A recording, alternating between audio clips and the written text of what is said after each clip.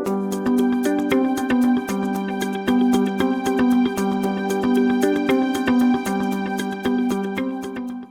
very warm welcome to this session about people power influencing culture change.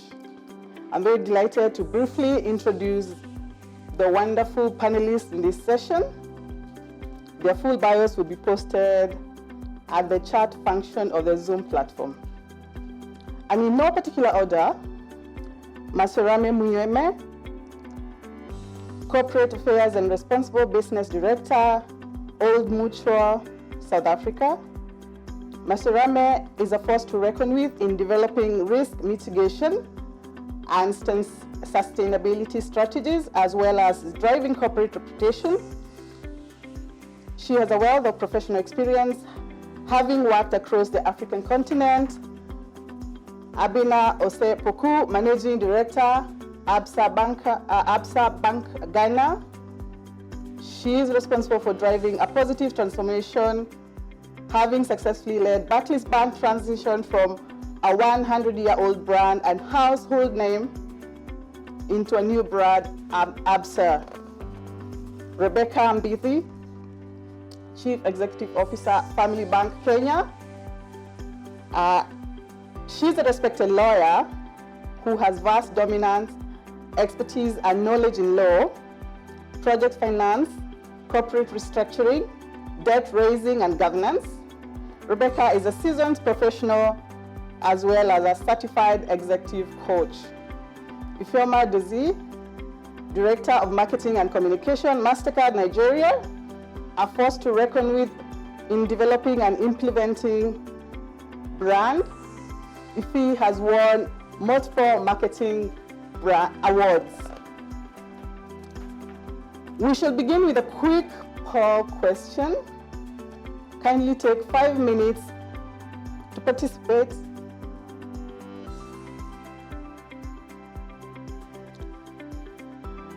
Fantastic, there we are.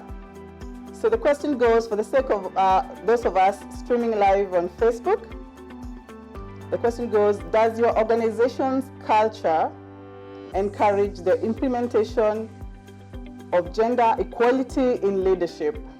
I say again, does your organization's culture encourage the implementation of gender equality in leadership? Please take the next few seconds and then we'll launch it.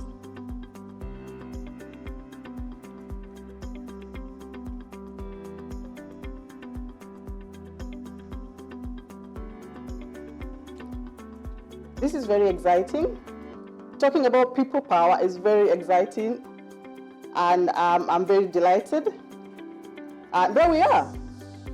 So 81% of us think that yes, culture, the organization encourages implementation of gender equality in leadership.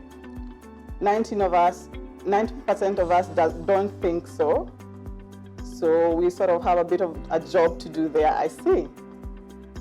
So I begin the session with a quote from Larry Sen. Culture is not an initiative. Culture is the enabler of all initiatives. When well tapped, an organization's culture can result to great success and long-term value creation. Indeed, how employees view their roles, values, norms, systems, language, assumptions, and habits, how they buy into the vision, these can make the difference when organizations are faced with disruption. Therefore, in order to be an effective leader, one must know how to quickly pick and shape positive practices and quickly weed out damaging culture. Therefore, the purpose of this session is to discuss how leaders can tap people power. And to start us off is Maserame Munyeme. The question is, what has being a leader at this time of unprecedented COVID pandemic taught you about people power? What has it been for you? What have you learned? Please talk to us. When the question around people power was posed to me, I thought about what the definition for me would be, especially in the case of COVID-19. And for me, the definition is around creating social movements that are needed by society, especially at a point when change is necessary and quick action needs to be made. So in the case of COVID, for me, urgent action was needed at a time when our continent was not ready for the pandemic. And we knew that if we did nothing, there'd be a lot of infections and death. So Africa's infrastructure wasn't ready to work around this pandemic. That for me, people power came through purposeful leadership. Purposeful leadership taken by government, taken by business and civic society. And for me, in my company, Old Mutual, and by the way, Eva, we operate across 13 countries in the continent. We also have a business in China. But for Africa, we knew this would be quite disruptive. So the first thing we did at the beginning of March was to think about our own employees. We have more than 30,000 employees working for Old Mutual across the company's value chain. And we knew that they would be impacted. So at the beginning of May, we started looking into how we could have them ready to work from home. A very big task in a large organization like ours. But as the ExCo, we huddled together and agreed that was the right thing to do. And we also knew that we had to equip our employees with the right equipment to be able to work from home. What we did not know that transpired as we moved through this COVID pandemic was that psychosocial support was also needed. And we stepped in again for our employees. They had a toll-free number that they could call. They had their leaders available for meetings, and there was a lot of intervention. So it was quite incredible for me that as soon as we made a decision to take care of employees, the whole ExCo for Old Mutual worked around that. In addition to our employees, we also thought about our customers. And we went out and notified our customers about holiday periods that they could have from paying their insurance. And remember, we are one of the big insurers in the continent, but more so in South Africa. Again, this was appreciated by the customers. And in addition to that, we thought, how do we use our own experience in putting something together that could help the Ministry of Health? And we decided to put 4 billion rand aside and made life cover available for frontline health workers at about 10,000 per person, and without having to ask them to sign in a lot of documents. The only thing needed was a death certificate. And again, this has helped a lot of people that did not have personal insurance. We then said to ourselves, how much more can we intervene and help?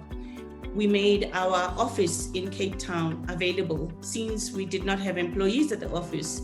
And we made part of the building a mini hospital for patients that did not have enough space at home and needed to be quarantined after being infected. Again, 300 beds that really helped out at a time when some people did not know what to do around the quarantine needed in South Africa, where the pandemic hit really hard. But we also had testing facilities at our building in Cape Town that were accessed by not only our employees, but by the local communities. So, it was around us saying, how do we play a role beyond the commercial benefits to the business, and finding not only the leadership, but the board of the business supporting what we wanted to do, as well as the employees, and everyone found a reason to step in and help. We then realized that the very same frontline employees needed protective gear. We bought protective gear and issued it through the Ministry of Health in South Africa. We used the same process, for most of our countries, and with procurement in South Africa helping to get the best prices. You could think we forgot about our business, but we did not. We kept going. Our revenues were hit, but this was the most important thing to do at that time. We also intervened in the education space, providing food for most of the homes where the children depended on food that they got from school. And with schools closed, there was no food. So we made meals available, worked with other donors to take that food to the remotest rural areas. We taught about hygiene and sanitation. We put radio ads. And, this is one of those times in the Africans' lives that our customers will look at and think about how we came through for them, but how we did things with them, and that it wasn't about the commercial benefits. And we came through as an agile team because the whole exco worked together in putting money, and a lot of money was spent around this. But we know that, we took care of our employees, we took care of our customers, we took care of the necessary frontline workers with equipment, with making facilities available. And this is something that a big corporation should do. You should do that because it's not expected of you, but that it's the right thing to do. Earlier on, the chairman, Francis, spoke about sustainability of business and how business can partner with communities. This, for me, was one point in our time where this actually happened. So thank you, Eva. I think my time is up.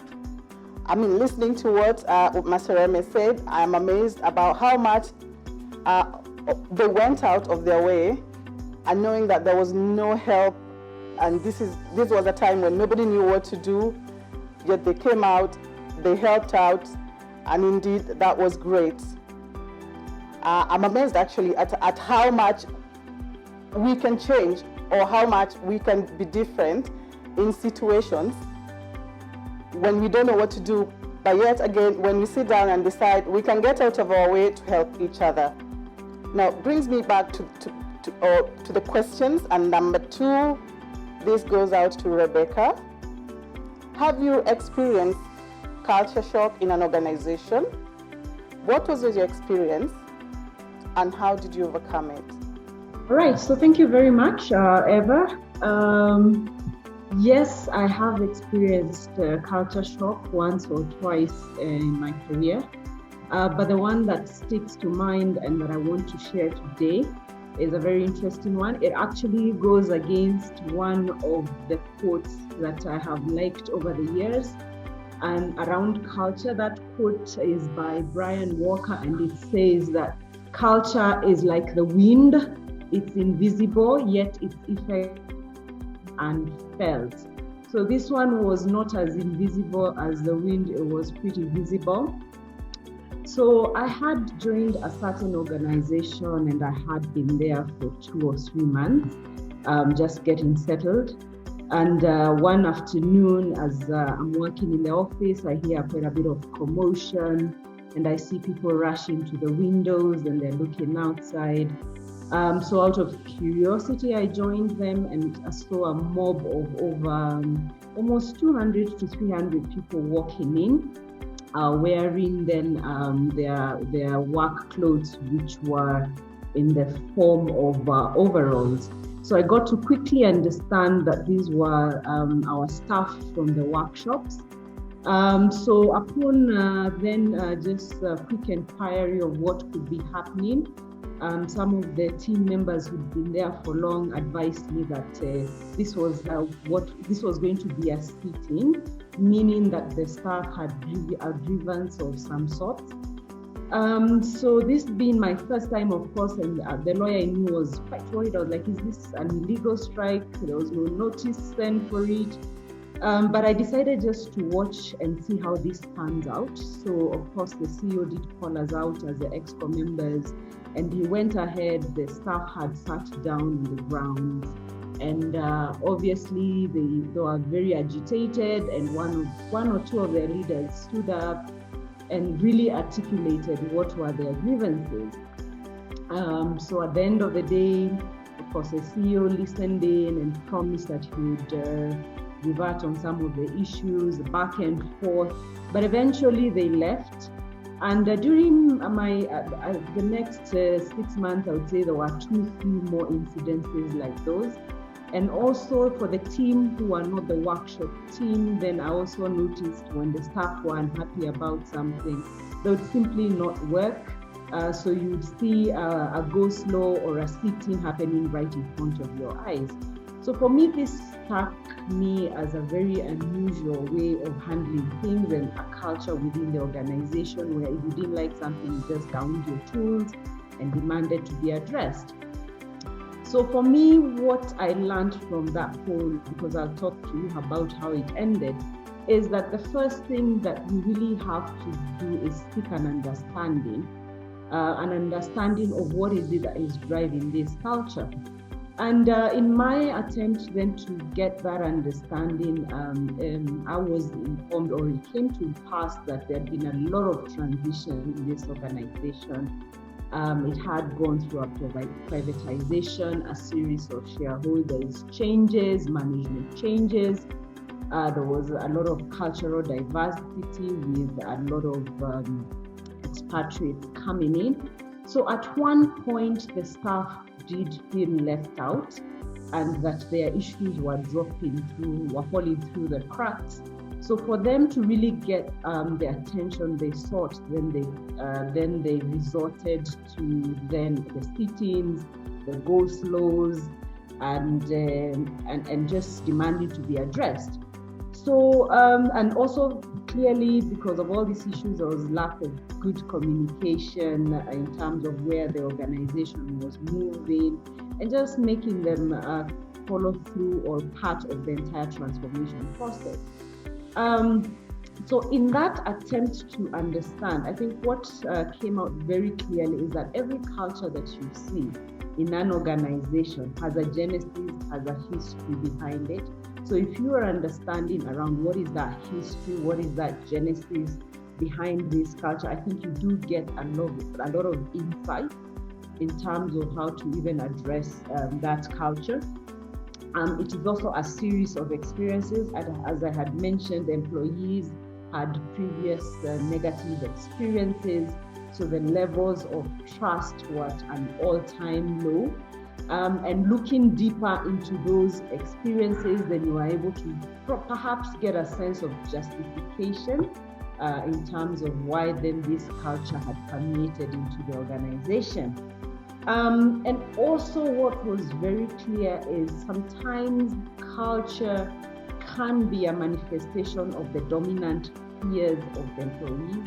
So when there's a certain dominant concern and fear, this is manifested in the culture. So you've got to come through and for the staff and understand what is it that really they are afraid of, because sometimes some of the actions human beings have reacted adversely has been as a result of fear.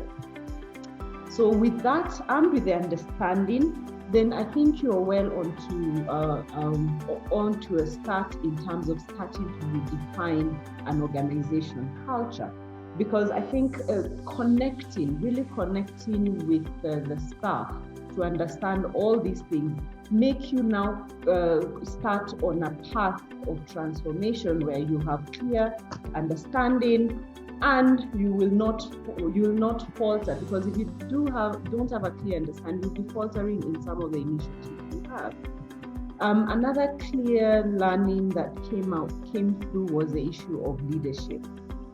One of my favorite books is by Seth Godin. It talks about tribes. We need you to lead us.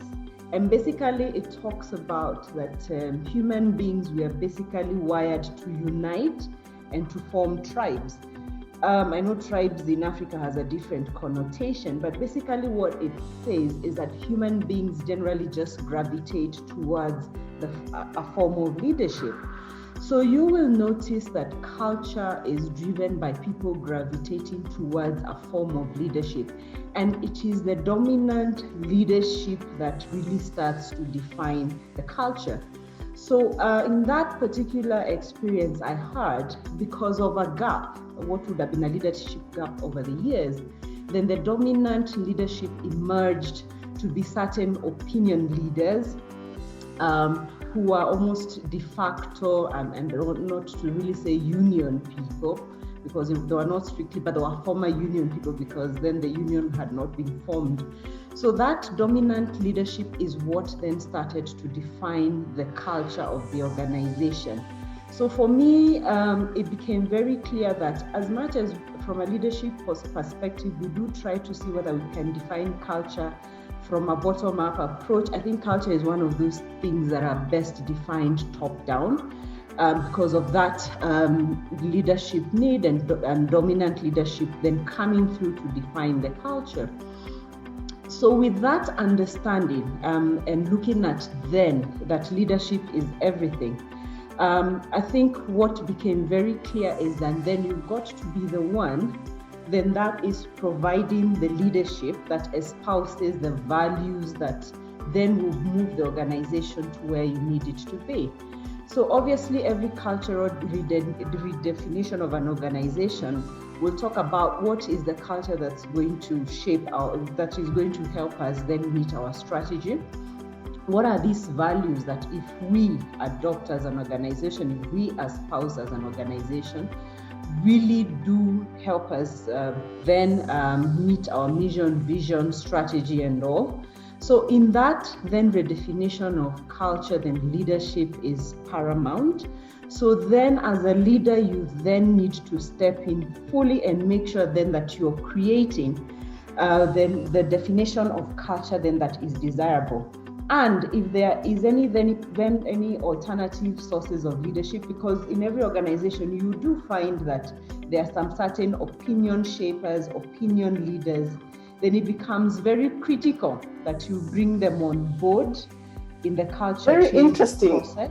Very but interesting. Then there's an alignment from a leadership perspective, and there's one voice in terms of culture and where you want to move the organization to. And when you bring all these leadership facets, including the opinion leaders, then you avoid the whole issue of alternative leadership or alternative sources of culture, and then unify the organization into one. So the third key learning was then creating trust through a culture change process. Why was that important? Is because the first thing was obviously identify that there were genuine concerns from the staff, empathy, and immediately just start by addressing those ones. Because I think those are what you call quick wins. Just address them, give them the confidence that their fears, their concerns are being addressed. So that as you move to the bigger steps of redefining then the culture, they have the comfort, the fears are addressed to a large extent. And the trust comes from also being consistent in the seeing through of the implementation of the culture that you want then to embed in an organization. Unfortunately, you cannot have a start-stop type of situation when you're talking about a whole culture redefinition for the organization. So ultimately, at the end of the day, through listening to the staff, addressing their grievances, creating a good communication network framework for them, where they felt that they could be heard, and even going down to have specific town halls in their areas. They felt eventually that they didn't need to down their tools and come to the head office, that a simple feedback through the CEO's desk would then result in their grievances being addressed. The fact that we as an extra started going on the ground to their various working areas, noting then the challenges they are going through, I think gave them quite a lot of confidence. And also we reinforced the positive cultures. I think they had a culture of pride in what they did, technical competence. So that one was very much then espoused as a good culture and reinforced over the years. So all in all, we were able to overcome, and then what would have been otherwise a shocking culture experience, and be able to taper it, and eventually the organization then did adopt a more positive culture. Very insightful points. And what I've come out with is the first thing you do is seek to understand the situation, seek to know what's happening before you can go ahead to sort out the problem. Which brings me very quickly to the third question. Abina, give an example of when you have helped to shape or reshape an organizational culture, what lessons you learned from the experience. Thank you very much, Eva, and thank you, Kenya Business Association, for inviting me this morning. You know, over the last 2.5 years, I championed the change of a 100-year-old brand, which was also a household name, to a relatively unknown brand in the Ghanaian market. I led the organization through significant milestones, including regulatory deconsolidation, separation from Barclays Group, and transition to Absa Group. It became crystal clear that this was a prime opportunity for the transformation and reset of our culture to make Absa Bank Ghana a more entrepreneurial and an aspirational place to work. So we started laying the foundation to make us future fit, as the success of our new strategy was fully dependent on the right organizational culture. You know, first of all, I was very deliberate that this was a journey together with the entire bank. So this made me very intentional in my engagement approach, being very mindful of the long-term relationship between employee experiences and inclusiveness. And you know, at Absa Bank, our people are our strength. So I deliberately tapped into this strength. My leadership team and I adopted a multi-channel approach to ensure we reached every colleague. So we engaged extensively and consistently with all our colleagues. Firstly, explaining the essence of the change, the expected impacts, the responsibilities of all colleagues, and of course, the benefits to them. I generally encouraged two-way dialogue and received a lot of good feedback and incorporated the best ideas. I also ensured we involved our people in the process and used diverse colleagues across the entire organization to lead different aspects of this cultural change. I learned that collective power, when shared with colleagues, actually enable new, greater, bigger ideas and creativity to happen. So in essence, we co-created, the new culture. The second thing I learned was it really is okay to fail fast, learn the lessons, and modify your plan and move on. When you face a setback during a cultural change, you don't have to lament over it or have a pity party. Really, you're supposed to use it as a learning experience, draw the insights, and quickly improve your execution plan. And that's exactly what my team and I did. And like our Africanity spirit at Absa Bank, my team and I, or the colleagues at Absa Bank, we are always finding new ways to get things done. And the key lesson here for me is empowered and engaged colleagues take full ownership. Thirdly, for me, it was about building on the existing positive behaviors and attributes. Finally, I realized it was not necessary to throw out everything we had in the old organization. Rather, it was important that we leveraged off existing positive behaviors and attributes and actually infuse those into the new culture. So this meant promoting, attributes such as digital mindset, customer obsession, transparency, treating customers fairly, recognition, accountability, and open communication. And what I'd like to conclude is we all want to feel like we can take action to create the kind of environment we want to work in. For me, that's what People Power is all about.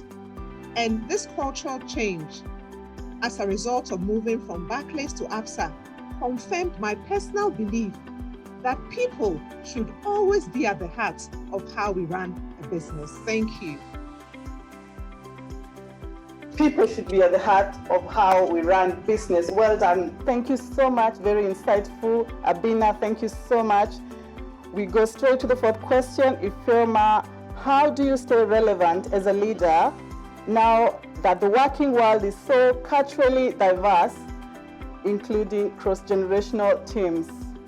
Ifeoma, please go ahead. Thanks to the KBA for inviting me to be part of this panel. It's been truly inspiring to listen to the comments and some of the speeches from earlier on. But to your question, it's a really great question, especially today. And I say that because the youth of today are our teachers, and we learn a lot from their behaviors and from their values. At MasterCard, we have a very strong commitment to diversity and inclusion. And on any given day, I'm indeed working with colleagues from all around the world. I cover sub-Saharan Africa, but I'm also on a daily basis working with people from different backgrounds, ages, race, religion, and professional experiences. And one of the key facets of our company motto is about actively seeking diverse skills, experiences, integrity, and mindset of the talent that we hire. So first and foremost, staying relevant starts with actively seeking and embracing this diversity. The workplace culture in modern organizations must therefore reflect a value that steers away from prejudices and encourages all members of staff to be active participants in the decision-making process. In fact, there was a study by McKinsey which found that diverse companies outperform non-diverse companies by 35%. Now, making it happen is the next step.